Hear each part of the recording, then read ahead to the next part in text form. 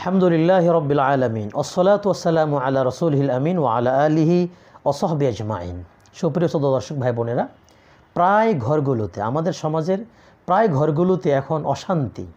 ঘরের মধ্যে সুখ নেই, শান্তি নেই, বরং এত ডেকোরেশন, এত সুন্দর, এত সব কিছু থাকা সত্ত্বেও একটা অভাব, একটা সুপ্ত অভাব, অসুখী এই ফিল কিন্তু আমাদের প্রায় সমাজের মানুষ ঘর ঘরে করে।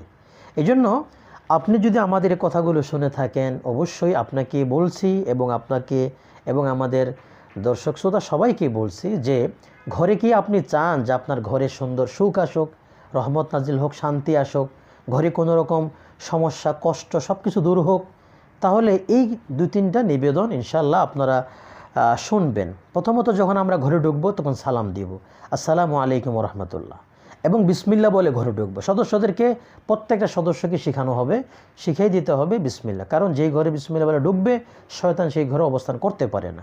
দ্বিতীয়ত, আপনি যদি ঘরের মধ্যে কুকুর পালে থাকেন তাহলে ঘর থেকে কুকুরকে বের করে দেন। ঘরে কুকুর আসলে রহমতের ফেরেশতারা কখনোই আসে না। আপনার ঘরে যদি ছবি টানানো থাকে, মূর্তির মতন কিছু জিনিসগুলো থাকে, এগুলোকে অবশ্যই সরিয়ে ফেলতে হবে।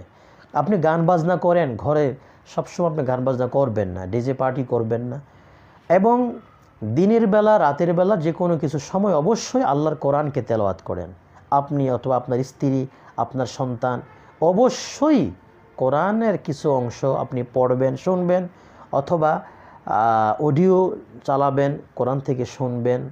হ্যাঁ, এই কিছু বিষয় ইনশাল্লাহ যদি আপনি আমলে রাখেন, বিসমিল্লাহ বলে ঢুকা, সালাম দিয়ে ঢুকা, তারপরে ঘরের মধ্যে নাপাকি জিনিসগুলো, নোংরা অপবিত্র জিনিসগুলো যেন ঘরে ওভাবে না থাকে, এবং ওই যে বললাম কুকুর, এই জিনিসগুলোকে আমরা করব না, ছবি টানিয়ে রাখবো না।